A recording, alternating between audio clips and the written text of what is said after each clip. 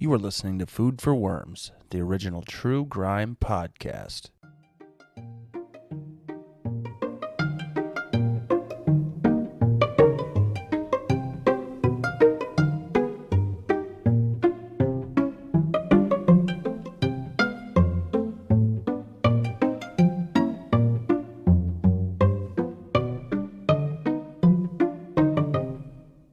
Food for worms.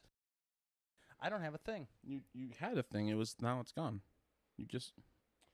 Is it not up here? The thing's gone. It was on the table. No. It doesn't matter. It doesn't matter.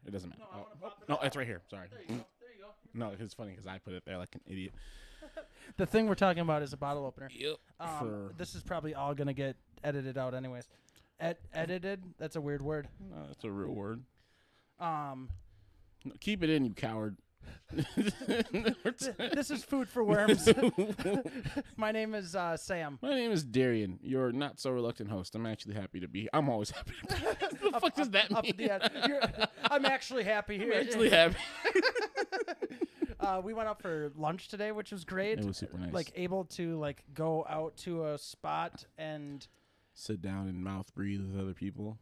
Yeah, and like feel all right because I hope that people, because like technically you have to be vaccinated to not have the mask on, correct?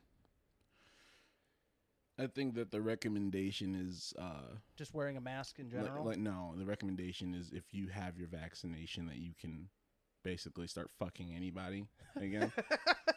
But it's with the honor system basically, right? Which basically, wait, I keep saying basically. You say a word just enough, it loses its fucking meaning. So basically, it's so fantastic. Yeah, but basically, yeah. It leaves up to like the businesses and the corporations. It's like police yourselves, and it's like yeah, okay. So yeah, it's just so either you're vaccinated or you're a liar. So, right. So it's like what the fuck ever. When I was in the Home Depot the other day, and like. Not a sponsor, but like not long lines and like not large amounts of people wearing masks, and it was like, but people are still conscious of the like social distancing. Yeah. You know, like when I'm walking my dog, we're still walking around each other. I'm not trying to get in like random people's faces, and that's more so out of I think me trying to respect other people's like bubble, which is fucking admirable because some motherfuckers like they had a hard time just doing it when you needed to, right? And I don't know, like I'm wearing my mask. I feel a little bit more comfortable in some spaces, but mostly I'm wearing a mask. Like I'm not like. I didn't just automatically just change my behavior. It's like I'm still washing my hands. I'm still cleaning my surfaces because I share a space with people at home and everything. But just out in the world, like even like my job, my other external jobs, they are sometimes or very much so customer facing a lot. So right. So even with that, like everyone else is not wearing a mask. I'm like, I'm wearing a fucking mask because one, I appreciated not getting sick until I did, and then the whole time it's like if you wear a mask, you don't have to do it all the time. But if you're under the weather, put on a fucking mask. You're not getting other people sick, and then you also reduce the chances of you getting sick. Like I didn't have a cold all last year until I caught COVID. Well, and that was after you got the shot too, right? Yeah, but that was within days. So right. It wasn't like a malfunction. Yeah. Syringe. Could you imagine? It's been activated. It's like, should you open up all the gates, sir? All of them. Floodgates open. You have COVID now, you asshole. And well, I was so happy that you were good because like you have been like super diligent about like always rocking the mask. I'm diligent. We're gonna do the elbow bump and you know like whatever like once you and I were getting tested on the regular, then you're like, yeah, Sam, here's a side hug. No, get out of my bubble. No, you used to come up to me like, hug. I'm gonna get the fuck away. Like get the fuck away from me. Yeah, that was so good. Like I remember the first time like I actually came into your house where you were comfortable doing that. Yeah. You went in for a hug, and I just looked at you. I was like, are you fucking serious right now? Are you outside of your goddamn mind? Back the fuck up. And then I got all hostile. Well, and today like that was first time I went out to lunch and actually ate some I've gotten takeout, which I think is like amazing. Like it has been great for companies to be able to do the whole like takeout thing, but to sit down with you in a booth, I didn't know how much I was going to miss that, but I really did. It was nice. It was nice mouth breathing with you in a corner of a restaurant. Shout out the Mill Northeast. Fantastic food, fantastic people, really sexy owner. His name is Riley. That was inappropriate. I thought you were coming on to him. No, that was Matt. Oh, okay. I always come on to Matt, but no. Yeah, we were both coming on to Matt. Because Matt walked up in black shorts with a black T-shirt, wearing yellow tinted sunglasses or glasses. Yeah, but they're not even just sunglasses. Yeah. They're like Jeffrey Dahmer shaped glasses. God, don't put that on him. And then also rocking the stylish mullet with a hat that says executive producer Dick Wolf. When Matt walked up to me, I was like, not only is it good to see my friend, but also, holy fucking shit, you look good, man. Yeah, his stash was just killing it. Just a rugged dude. Fantastic video editor. Amazing musician. Rockin' bod. So, Schwing. Yeah, good friend. good friend. Man, yeah, it was good to hang out and be out in the world with you and sitting. Like, I have been doing it, but it's been very sparingly, and it's always been like, is there an outside space? Yep. Yeah. Please, for the love of God, even if it's cold, I don't care. Well, and the spot we were in, Mill Northeast, like it's a small enough spot to where you aren't like right in everybody's space. Yeah. You know what I'm saying? Like it's there's not like table. Like it's not overly packed, so it's a lot more comfortable. Like I don't think I'm going to be going to, like, I don't drink anymore, but like even to socialize, going to a busy ass bar filled with just people waiting in line to get drinks and stuff like that. Yeah, that doesn't sound like appealing. And I mean, do what you're gonna do, people. Yeah. But I still feel a little sketched out about that whole thing. Yeah, it's really funny is that I was like, I would do that either, but then I do that every Saturday and Sunday. The job that I choose. Yeah, but you're rocking a mask. Even then, it's still a room full of people, and I'm like serving them drinks, and I'm touching the glasses that they've just put in their mouth on, which we clean thoroughly, and it's fine. Again, like you said, you have been doing diligence. I do my diligence, but I did my diligence. I was King Diligence, and I still got fucking Corona. So. I'm so happy that you're good. But speaking of like firsts, after everything's been like slowly and surely been opening up and whatever. But I went to a record store for the first time in at least a year, and it's been hard for you. Yeah, it's been weird because I mean I've definitely like cut down my record buying. Like when I was in my early to mid 20s, I was definitely like spending large amounts of money on vinyl every week. But now I have other things that I spend time and money on, and family to provide for, whatever. So I've cut down on it. Yes, so whatever. It's still like, it's not even like, yes, I love finding the record. That's always like an amazing feeling to find like the gem. But just like sorting through bins at a record store, like that whole rigmarole is my favorite part of the whole thing. It's just like looking at the things, and just seeing like the other people down yonder, and like I think in on certain racks, it's like still like one person can look at this section of records, and then okay, you're gone. Next person come and look at this section of records, type of thing. And I wonder how they're going to do that with Record Store Day. Very, very carefully, they're doing it. Oh yeah, I see the emails coming through. Oh, I mean, I guess so. Yeah, you would know because you're on the on the music side of things. Yeah. But I got my first record for because I've bought them from bands online, like directly. You know, I got the new Days and Days record, and Suicide Machines came out with a record like last year or whatever. But yeah, so I've only been ordering them from like their sites and whatever, or from the actual record company. And I've felt bad because I haven't been able to support my local shop. Like, it's a hard business to be in for a local record store. But I like, this was an exclusive release. Violent Femmes, I picked up today. Violent Femmes Added Up. It's the 1981 to 1993 years. So it's basically like their greatest hits of all greatest hits.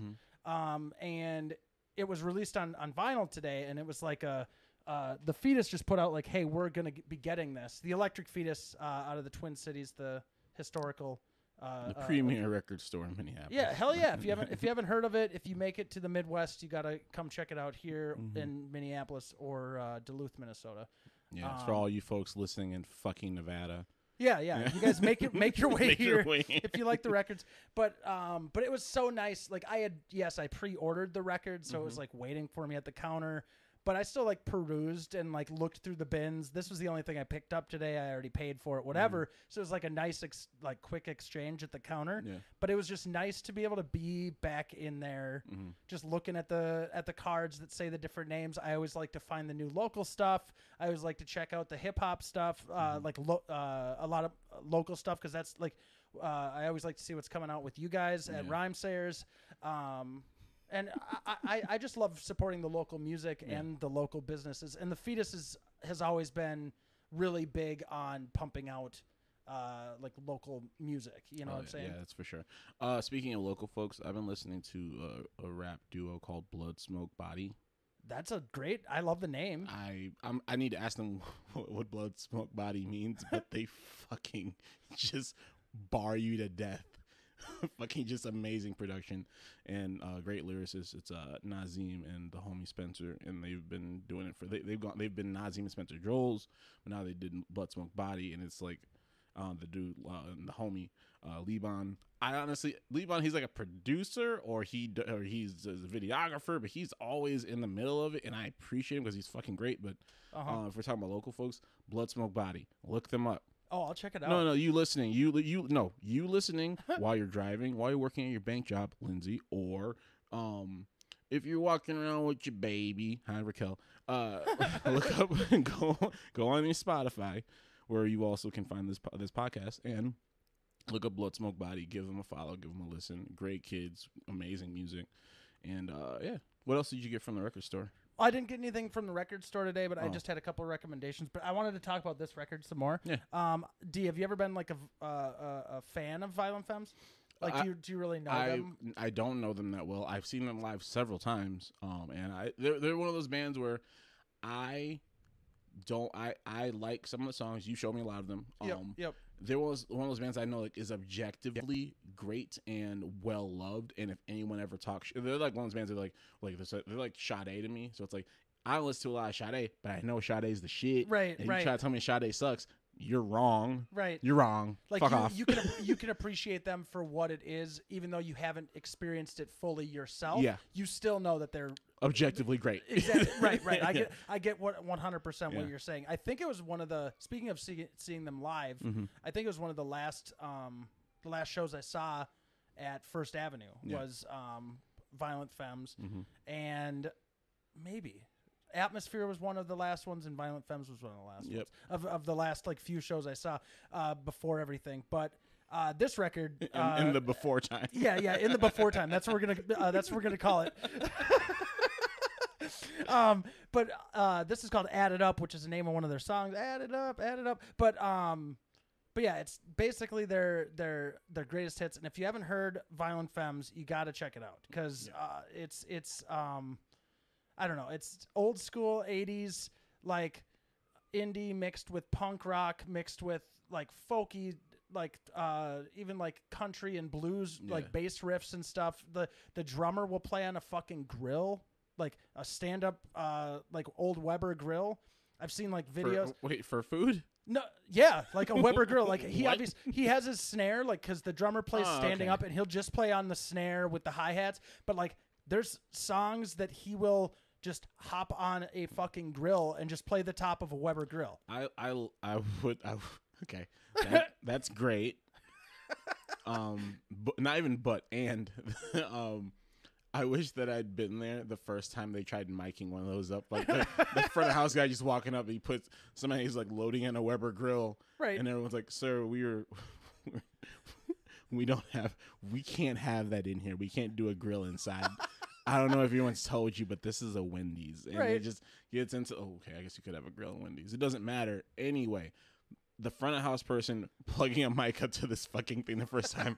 I wish I could be there. Just be like the experience. Just be like, what the fuck is this? Right. Yeah, but hell yeah. Well, and then like they have sax, just like in the background for a couple. Can you saxophone? And okay, enunciate, please. Oh yeah, yeah. No, not.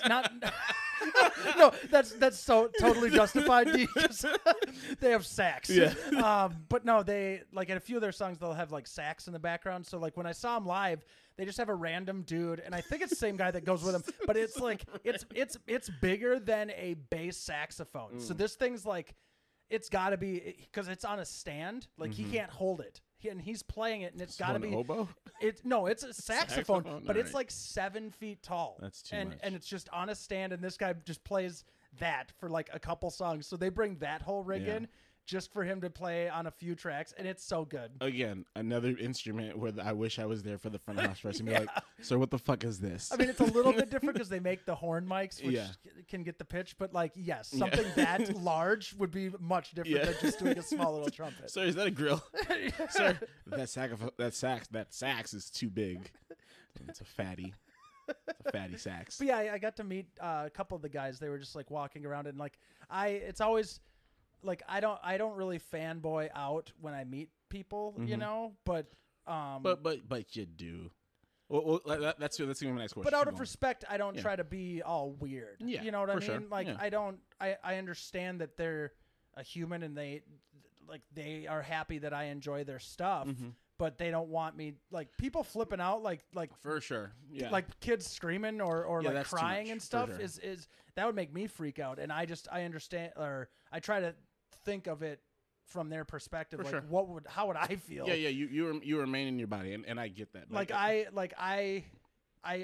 I understand they're an artist and they love the attention, but some of the attention would definitely make me feel awkward. Yeah, if someone starts screaming in your face as soon as they see you, like that would be a lot. But I always like to give props, is what I'm saying. Like, hey man, thanks for coming to town, and I love the show. Like that's always just my go-to. Yeah. Whatever I said, but the lead singer just doesn't say hey to anybody. He doesn't hang, but the other two dudes are like out there and hanging out and whatever. So somebody's got to do it. It was cool to meet them. The Violent Femmes. Sorry, Violent Femmes. Yeah.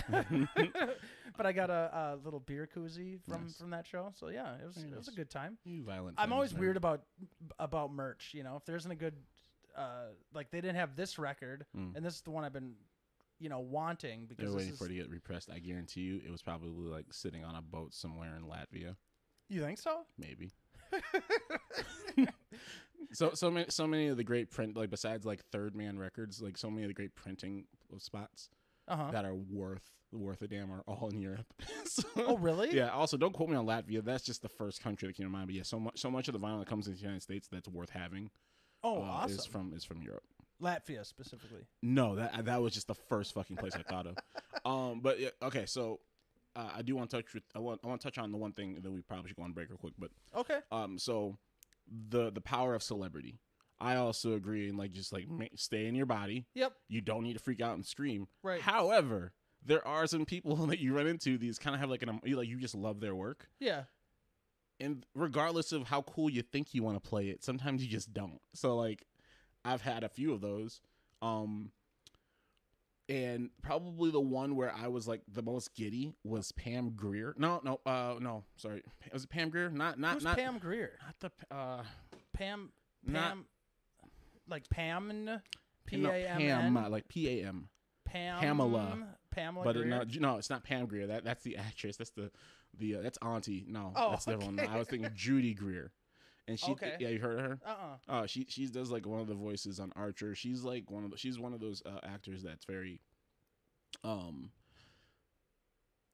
she's not always, but more often than not, she's like the supporting person in it. And sometimes she's the lead, but most times she's there for 3 minutes, but she's there like 3 minutes. Like, she does great. She fucking steals every fucking scene, but she's great. She's a great voice actor, does the whole fucking thing.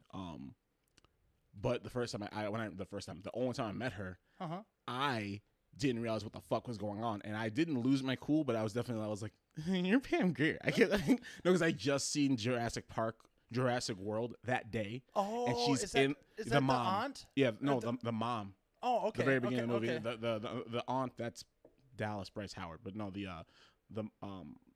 the kid's aunt, no, the kid's mom. Okay. That's Judy Greer. Okay. I was not expecting to see her. Right. So when I realized it was her, I was like, hi, I just saw you today. Like, what the fuck? And she's like, what? I was like, I saw one of your movies. And it was super cool. She was super rad. I swore, and then she was like, don't swear. And I was like, ah. And I was like, okay. And I was like, at first I was like, I'm a grown ass man. So she don't scold me for what but she was super sweet. But that was she's one of the folks that just, I was like, I'm a big fan of all of anything you've ever done. Right. And I definitely was like, and she was very sweet and very, very gracious. But that was one of the few moments where like all of my chill that I usually have for the celebrity was like, I could freak out right now. Well, and you worked around, and like you work with artists, and then you worked at First Avenue, the club, so like you've met some people. So I've ran into them in passing. Mostly. Right. But I'm not saying you're like hanging out with them, whatever. But you've definitely just met some people. The one that like that I hate the term fanboy is the only way to describe it. But like I guess like standing. Standing? Yeah, it's like like the Eminem song Stan? Absolutely not, Tim. Oh, okay. Jesus fucking Christ. Oh, It's like standing is like it's like being a fan, but it's like you're just extra. So it's like like you care just a little bit more or a lot of bit more or too much about this person. Yeah, the one time I like, do you remember when we saw I met you there, Brooke and I met you there, Gogol Bordello, when they played the show. We talked about the show the first time, the first episode, yeah. Did we? Or the first or second, yeah. But I met Eugene Hoots. Hoots. The lead singer? Yeah. Walked up and I was like, hey man, I'm a huge fan. I love you. And he's like, thanks. I hope you enjoy the show. And like, I don't think he was like trying to be like, hey man, keep moving. Yeah. But I was just like, I after that I did the whole Garth thing, like because when you meet somebody that you truly enjoy, especially if you're there for their show, it's like everyone thinks that when you're going to something, like you're just going there to go to the thing, and sometimes like 98% of the time you don't run into the person. Right. When you're in that 2% of motherfuckers that just happen to be at the right place at the right fucking time, and you get to actually speak to them for a moment, it's like, hey, person that I'm literally here for, or person or persons or person a part of a group of people, like right. Like I wasn't expecting this, so that's also like why not besides like the yelling and screaming and the freaking out shit, like I understand where that comes from, right? Because sometimes it's like, you know, you have especially have an emotional response to that person's whatever creative shit. Like holy shit, like you're there, like if I just saw Judy Greer in a movie theater not hours prior to working. Right. And then, how'd you get here so fast? Like, I just saw you. Like, it's like so I empathize with folks that do that, but I'm also still, you should probably just fucking chill. They're a person. Well, and I didn't start screaming, but I like by me saying like, yo, I love your music. Love your music. I love you. Thanks for doing what you're doing. I think I was getting like visibly like emotional. Yeah. Because I care about the stuff that they've put out. I care about their live shows. You know, I had seen them before that. I've seen them since. But that show will always stand out for one of my favorite concerts I've ever seen.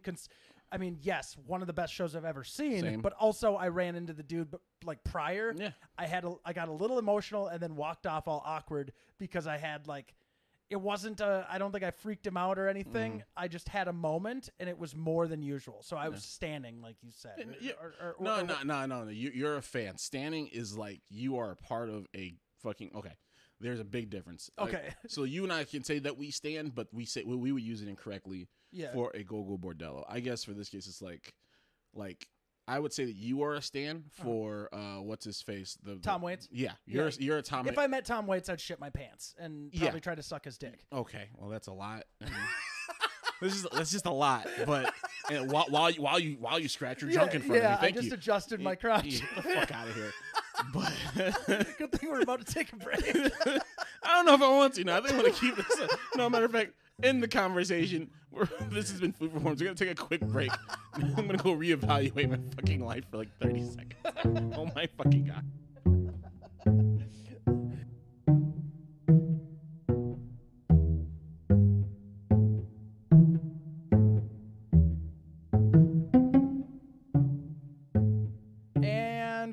Sure. I don't know if we can hear it on there. It's just loud in our headphones. It doesn't matter. No, it's all good. But yeah, what did you think of the new intro we did? I thought it was goofy and I loved it. I would 10 out of 10 would totally recommend that you take something that was already pretty good and then you just, slap it on its butt and say, "Go for it, buddy," which is exactly what the fuck Well, and it was like we made it ours. Like, yes, it was already our intro song, but like we made it a little more hours when we didn't need to. Yeah, it was like, and then it ended up being all right. So it's like, okay, cool. Well, yeah, tight. You get the feeling of the show, I think, with how we finished her off. Yeah. God. But I wanted to talk about one more record today, because I've been feeling very anxious, and I wanted to talk about anxiety and stuff like that. Mm-hmm. And I was listening to Violent Femmes earlier, and then I threw on this album while my wife and I were cleaning the house. We were making food. I don't know if you're a jazz fan, but Miles Davis, Kind of Blue. It's the most sold jazz album of all time. Word. But I've only gotten into jazz within the past 5 years, and it's just because of my love for horns, and then I'm a drummer. Mm-hmm. So those two things carry a lot of jazz music, and then obviously the bass and the guitar. Mm-hmm. But I think those two things stand out a lot, and it's very we've talked about music in the past that what helps you or what kind of music do you like to listen to while you're doing a task? And then other things can distract you. This clears my mind completely. And I'm always happy when I see people are checking out some jazz music, because it's classical. It makes your brain work without having to pay attention to exactly what's going on in the music. Do you know what I'm saying? Does that make sense? Yeah, jazz music has always helped me just coast in whatever it is I'm doing. Right. But also, if I am doing something that involves me standing, I can also I'll be dancing a little bit as I'm doing. I'm that sounds like a guitar, but you know what I mean. Yeah. Well, and there's obviously different feels for different stuff. If you get into some Dizzy Gillespie and stuff, it's definitely a little bit more goofy. He's got a song called Salt Peanuts, which salt peanuts, that's the only words in the entire song. Really? Yeah. Jesus Christ. But it's a very kind of Dixieland almost kind of jazz. So a little bit more of that dancey, upbeat feel. This album, like a lot of Miles Davis's music, is just a lot more just chill, amazing horn lines, just it's very relaxed. It's just that's the way I can describe the album. So I just wanted to put that out there, because I was listening to that to help me cope with some anxiety while I had to get some stuff done today. So I feel that. Yeah. What kind of music do you throw on if you're just trying to chill out the brain for a second? I listen to fucking death metal, thrash metal, man. Just some metalcore, man. Yeah, I put it on and just dun, dun, dun, dun, just all of it. It's either that or it ends up being bluegrass. It's one of those two. Okay, and then also obviously hip hop, some lo-fi hip hop beats. It just can't if it ends up being words that I can actually understand, then I end up I'm being fucking oh, that's a fucking sweet bar right there. That's not actually how my internal monologue sounds when I listen to hip hop, but I definitely. But you start to relate to whatever, or dive into the lyricism and stuff. No, I don't dive in. It pulls me out actually. When I want to dive in. Right. Very wordy anything pulls me back out of the pool of me wanting to stay focused on whatever's happening. Because you actually listen to the words? Yeah, to a point. Not always, but to a point. But so I get what you're saying, though. You try to listen to it. Yeah. But yeah, hardcore fucking just every time I die, Black Dahlia murder, fucking Slipknot, I would just put it on, and sometimes be loud as shit. Sometimes lightly in the background. Sometimes I'm playing just off my laptop, so I'm just right there. I'm and I was spreadsheets. Let me carry the one. How much does that flight cost? That's too expensive.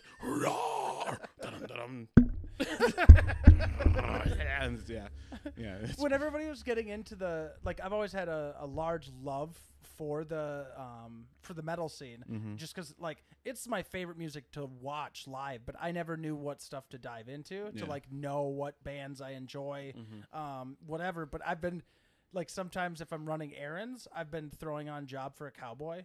Oh my God, yes. And like, I knew like a few groups back in the day. Like, there's people that can name any metal band of all time, but like, that's one that I just loved it because of the pig squeals. And I'm just like, these guys are so ridiculous that I love it. So like, that's what I've been throwing on. And like we were talking about, you know, I'll work out and listen to Slipknot and stuff. So I'll throw on some of that stuff. Slipknot yoga would be crazy. Wait and bleed. Yeah. Downward facing dog. Oh no, not no. Yoga's definitely a little bit more like Beirut or some jazz or something or just some like meditative, chill music, whatever. Yeah. I think I'm gonna do some yoga after the podcast tonight. Nice. So to kind of like round off the day. Yeah, man. To getting back into it. Between that and then also like. The Devil Makes 3, just some bluegrass. Yeah. Like, I put on like also John Mayer for some fucking reason, but I'm mad at him, so whatever. But I'm just mad at John Mayer. I'm not gonna get into it, but the some fucking bluegrass. Like I'll put on some The Devil Makes 3. Yeah. And I was like, I was like just typing along, and the whole time, so because sometimes I don't care if anybody tells you. And you enjoy the music industry, if you're on the business side of it, this job is mostly data keeping and spreadsheets and sending the data to other places and then making sure that things come together and then booking and then sometimes it's purchasing something, sometimes then it's saving that receipt until you need to fucking reference it later on. And sometimes it can get very tedious. So then when all this shit's happening, it's kind of like, all right, let's put on something that just help me through it. And then, but the best part is like now that we're kind of all slowly going back into our workspaces, right? And sometimes it's just me in the office. I will put on whatever the fuck I want. So there are some days that people walk upstairs and it's fucking blasting metal music, and I'm like, oh hey guys, I'll turn it off or whatever. But there's some days it'll be fucking The Devil Makes 3 or something really bluegrassy, and they'll walk in and be like, what the fuck? What are you doing? Oh hey, yeah, I'll turn this off too. I'm sorry. So yeah, what were you about to say though? I'm sorry. Oh, I'm happy that we were podcasting today because I'm feeling a lot better than I was, but I've had a very anxious week, and it's not even like anything particular. Like I was saying last week in the podcast that like when a task gets done, I start like going in my mind trying to think of like the next thing I need to work on because like I like if I'm idle, I feel like I'm not doing enough, and then my anxious brain starts attacking me, and then that's when the sad thoughts kick in, and then that feeds into other anxieties, and then I guess like where I mean, you don't have to talk about it if you don't want to, but like I think everybody kind of has at least a little bit of anxiety just as human beings. What types of things do you like feel anxious about, or from time to time have a little bit of an anxious feeling about? My anxieties when they do choose to pop off, or when they I made my anxieties into a person. No, I didn't. My anxieties are sometimes they're tied to like unfinished business, and that doesn't necessarily just mean like my job. Sometimes it's like just something that I feel like I forgot something, and then I have this whole fucking foreboding feeling inside my chest and apprehension. A lot of parts of this year have made me feel very disconnected. Yeah. So whenever like something's happening, then my heart is kind of like, oh, here it fucking comes again, and in my heart, and it's like I'm not.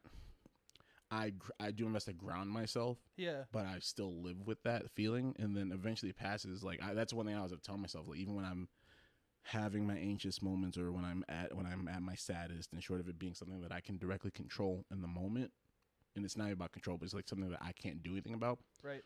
I just process it and I sit with it and I feel it, and then with me, eventually time passes by, or a resolution happens. Right. Or in resolution, either one way or another happens, and then I'm like, all right, okay. That sucked. Right. Well, that's been like a hard part for me because like I like to be in control of or like if I at all possibly can be, I like to be in control of like any scenario that I'm in. And I've had to learn over these past many years, you can't control some shit. You can't control people. You can't make other people do certain things. Can I interject? Yeah, of course. Before you go on? Of course. I agree. For me, it's also like I can't control any of that, but I can control how I react to it outwardly. How I feel about it's different, but it's like I can, even if I'm like, about like, if my heart's like, oh no, oh God, I can still be like, yeah, all right, you feeling that, buddy? All right, and then I pat myself and then like I'm like, all right, man. I think you're a little. I think you're a little stronger in that aspect because I'm like I wear my emotions out of my sleeve, and I'm very. I guess I don't even know how to put it, but like it's hard for me to hide how I'm like feeling inside and then like putting that out somewhere. So like, and a lot of my anxieties come from like other people, my relationships. Like I'm a very sensitive person, and I can like take on other people's stuff or think that I'm affecting them in a negative way, which that might be a little narcissistic. But I mean, I don't try to be, but I think that my anxious brain just brings me there. Cause like if it's somebody I care about, I don't want to be affecting them in a negative way, but then a vicious cycle goes off. And I think that my, you are affecting them. So you need to fix it now. But Sam, you can't control the scenario. Like you're not going to be able to like, you can't just change it right away. Do you know what I'm saying? Yeah. Like I can't make people feel okay, you know? Yeah. And that's like a hard thing for me. Cause I am very empathetic and I like to help people get through whatever they're going through. But I guess, is that weird? Does that sound weird? I don't think it sounds weird. I think with empathy comes with empathy, with an open empathetic heart, it comes with there is a higher percentage of getting hurt, right? And even that hurt may not even be your hurt, and you're trying to you're trying to fix it. But when when you're trying to fix it, but you're like, but you feel like it's like trying to put the glass thing back together, and every time puts one piece on, the other part falls off. Right, right. And it feels like it's fucking futile. But I don't know. For me, I guess specifically in this situation, it was more. It's like just acknowledging it. Yep. Because if it's somebody that you actually care about, and like you should be able to voice it, like, hey, I'm feeling this way right now. Yep. About X, Y, or Z. Right. Whether that their person's connected to it, or you just need somebody to talk to, and they love you. I love you. I love you too. It shouldn't take. There's always gonna be a rockiness to the boat. Right. Whether that is on your side or it's gonna be the other person's side. And that's just relationships. That's just relationships. But just like, I don't know. It's like we're all gonna feel it one way or another. I feel like I'm not making any fucking sense. No, I get what you're saying, and I guess I more so I just worry about like what someone else is getting out of, like, or not getting out of. I worry about. I don't want to be ruining someone's day. I don't want to be affecting the relationship, and I don't want the relationship to be going like south. Yeah. And then I freak out because like I'm telling myself while I'm in my anxious like swirl of emotions, Sam, this is all your anxiety. Yeah. Like I'm literally feeling anxious and telling myself like, dude, you've got it. You're fine. Like these are anxious thoughts. Yeah. It's your brain telling you these things, and they're not true. And then I go act on them. Like, you know what I mean? Yeah. Like then I go act and like ask somebody like, oh, like I was definitely the kid when I was younger, like, hey, are we friends? Are we cool? Yeah. Are we good? Like, and that's just because of my major insecurities as a child and whatnot. And you need affirmation.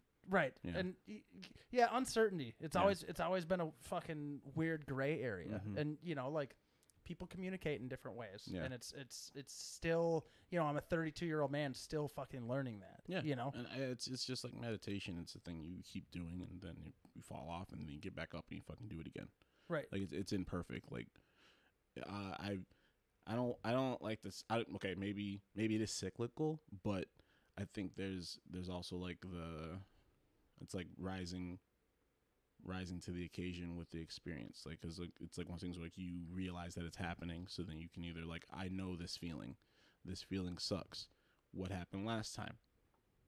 Right. Should I address it the same way? Right. Probably not. Or maybe, or did the way that I addressed that, did it go well? Right. Or something like that. Right. And it's a constant, one step forward, a slight pivot to the left, back, not all the way back, but just a pivot, and you're like fuck, and you're like, I still got your one foot up, and then you're like, then you try to take the other step forward, and then it's one step back, you're like fuck. Kind of just like learning from your experiences, trying to maybe maneuver things in a different way.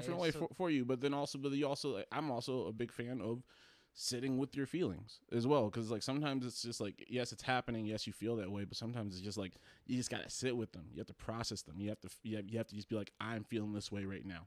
Yep. And sometimes you are able to talk about, like, you can't always just like dump on everybody, but I'm certainly saying if you need to talk to somebody, talk to somebody.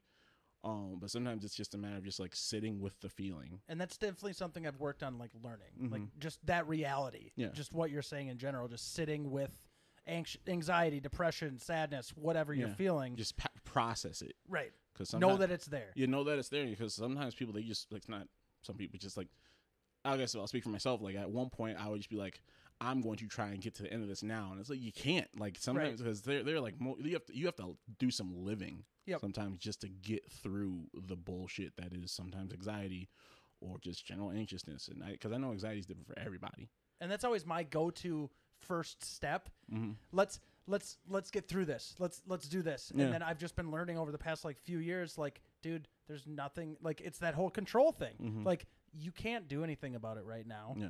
Just sit and chill on it. Like, you know, taking walks and like yoga and just like things like that like actually help me, like listening to music, like this whole conversation like sprouted from, like help my brain just kind of like, dude, don't worry about fixing this right now. Yeah. Just figure it out. Figure out how you even feel. Yeah. Cause like sometimes I have no fucking idea, but I'm already like 2 steps trying to fix it when I don't even know why I'm feeling how I'm feeling or what it is I'm feeling. You know, emotions are so fucking weird. I feel like over the last decade I've been able to name my feelings more, but it wasn't always that way sometimes.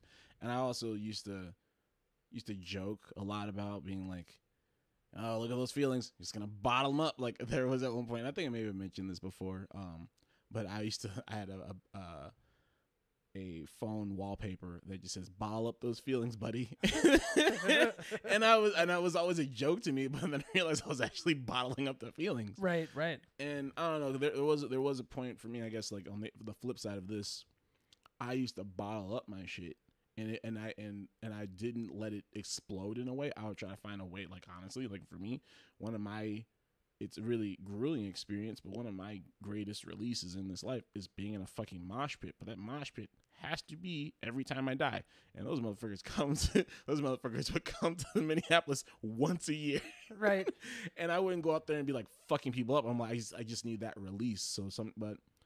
And that's like how, you know, I it's a cliche, but like your parents telling you when you're a kid to like punch your pillow because you're my mom didn't say no, but that's something that they would say, like, or like I heard as a kid or whatever, like, go punch your pillow. Yeah, like I don't even know if I heard it from my parents. I think I heard it from my aunt or something like that. But like weird just get some of your emotions out, because a lot of times there is nothing you can do about some of the stuff that you're feeling, you know, and just finding a release.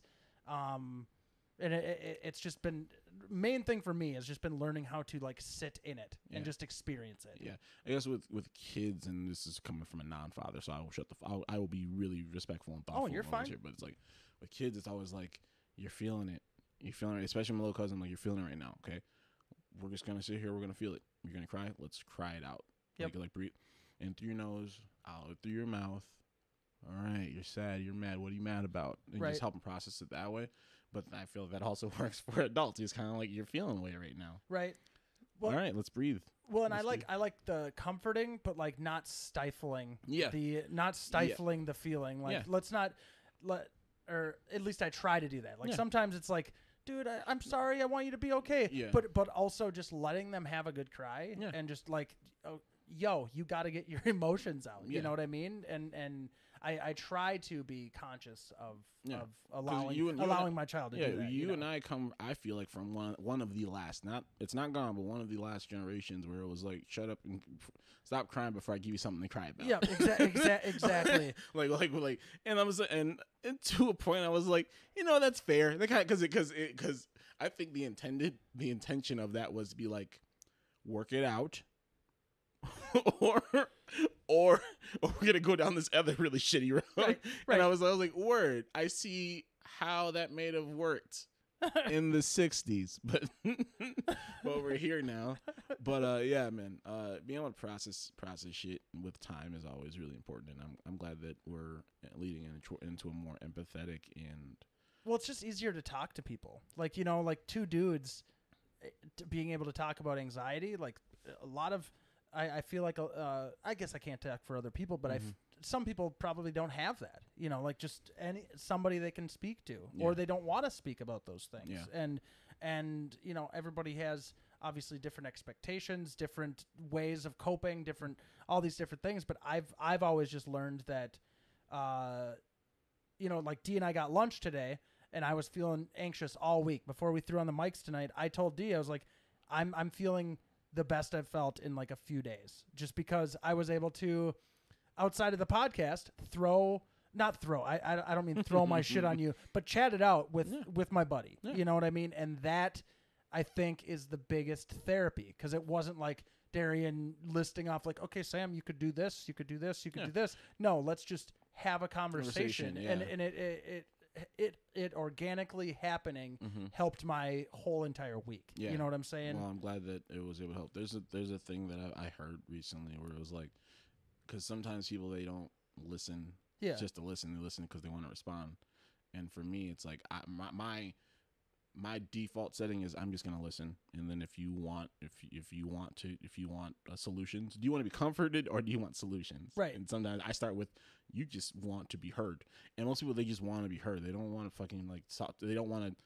If they're in a space where they feel like they can dump for a minute, especially if it's like mutually agreed that we're here to dump for a minute. Yeah, if you have that friendship, sure. You know that it's kind of but some people that are on the receiving end, they'll just be like, they'll dump. Well, no. Well, then we'll just do this. It's like, you just need to shut the fuck up and listen for a minute. Like that's all the person needed. Like they just need to talk to someone, and you were it. And so that's it. And yeah, just being really conscious of that is really important. Well, and I can be that annoying friend, and I've learned to back off on that, because when people have come to me to talk, I always try to think of a plan, because that's where my brain goes with my anxiety. Yeah, you're looking to help.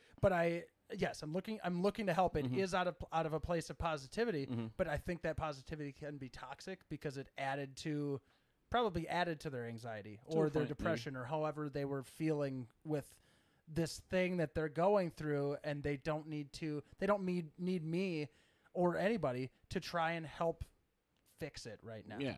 That's not the task at hand. Yeah. Task at hand is, let me get this off my chest and just hear me out. Yeah. And I've learned that over the years, definitely, especially with having like such a close relationship with my beautiful wife, and she's a saint for fucking dealing with my she's saintly. That's true. Yeah. But and then like just having closer and closer friendships, I've learned that as well, because not everybody deals with the same shit in the same way. And I've really had to learn that. Well, listeners, next time someone needs to talk to you, just be like, just listen. Yeah. Shut the fuck up. Just listen. And then afterwards, give them a hug. Yeah. Or if they don't, unless they don't want to hug. Yeah. Don't touch anything. Leave them fuck alone. But ask them, if anything, just open it up. Like, hey, are you looking for solutions, or you just want some comfort? That's it. Just like, do you want me just to listen? Or like, no, you should already listen. Just listen to them. Yeah. But then be like, hey, you looking for solutions? You just need to hear. You just need to talk. Which one? Because I can do one, or maybe you don't have solutions. Especially if you don't have solutions, shut the fuck up. Yeah. Don't talk out of your ass just to fucking do it, because then you're adding bullshit to bullshit. God fucking damn it. Because a lot of times my stuff that is going on, it is just bullshit. It just needs to get out of there, because it doesn't matter. Yeah. It is. It does because it's in my brain. Yeah. But it's something that possibly shouldn't even be affecting me. You know, sometimes things affect you, and they're going to affect you. Again, it's not what you feel; it's how you go about that feeling. Like the same way, if you feel jealousy, you can feel jealousy, but if you start acting on that, but you start acting on your jealousy, then you're a fucking prick. And it's right? Like, and it's like just you gotta relax. So it's like if you got anxiety, have your anxiety. If you got to deal with it yourself, okay. If you want to go to somebody you can talk to about it, go talk to that person. But the second it becomes like a lashing out, then it's like, all right, man. Do you want to fight? Like once you start affecting other people in a negative way with your stuff more than just like a friend being there for a friend type of thing, then I think it becomes like toxicity adding to other people's stuff. So. Yeah, but I feel like we've put a bow on that. Yeah, you feeling it? Yeah. How do you feel about that conversation? I loved it, and I mean, it's always scary to talk about your feelings, and I'm just trying to like get stuff out there just because I was feeling a lot better today after we got lunch, and that was nice. Yeah, and I just wanted to throw it on the cast. That, Can we talk about your fucking lunch though, real quick, and then we'll start. About what? You had the mixed green salad and a milkshake. That was my adult. That was me as an adult getting a lunch, a mixed green salad like the size of like my mouth. Yeah, and then chocolate milkshake. And I just looked at him and I was like, yeah, man. No, that's the best part of being a fucking adult. When I realized, like, even when I was like 21, I was like, if I feel like getting up and going to get a fucking Reese's cup, I can just get up and go and get a Reese's cup. I don't need to go for anything else. So it's fucking great, man. I love being an adult mostly until it's hard. I have an anecdote that I have to tell you too, and we could finish up the episode with this today. Yeah. Because this is just a funny thing that happened recently. Mm-hmm. So we've been working on, or I've been in contact with some companies about getting ads on the show. Yep. Whatever. I don't need to mention any companies, but you've heard of Tushy. Yeah. Oh my God. Are they going to be a sponsor for the show? No, they're not a sponsor. But I was nice toilet paper, Sam. What is that? Toilet paper? Is it? Or is it underwear? It doesn't matter. No, it's the bidet that shoots into your tushy. Great. But the thing is, it's like I was going to be looking into it, and Brooke was like, should I look it up? Should I check it out? See what they're like on the site and whatever. She was helping me out, and she went to tushy.com. The website. Oh, no. The website is hellotushy.com. Oh no. For a reason. So Brooke pulls it up and she's like, "Oh my God." Oh my God. And it is obviously a porn site with just butt stuff and that's all it is. Thank you for introducing that nightmare. I'm gonna start reading this out if that's okay. Yeah. Are you gonna hop all over my words this time? You're gonna be cool. No, I'll stay off. I'll stay off. Thank you for joining us. If you want to submit any questions or topics, head to bit.ly/FFW grab bag. For more existential humor, remember to rate and subscribe to Food for Worms on Apple Podcasts, Spotify, or wherever you listen to podcasts. You could be anywhere and you choose to be here, I guess, and we appreciate you for joining us. As always, check on your strong friends, tell your people you love them, and remember that you can't take any of this with you. So don't be a dick. Sam, I love you. I love you, D. I love you first. This has been Food for Worms. Bye, everybody.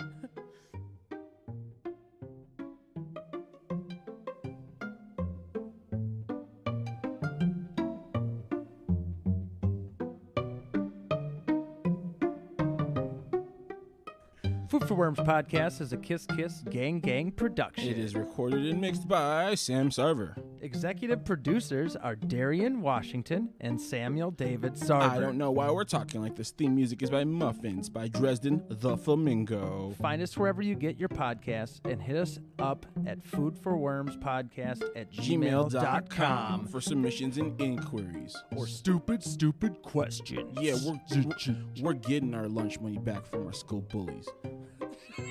What?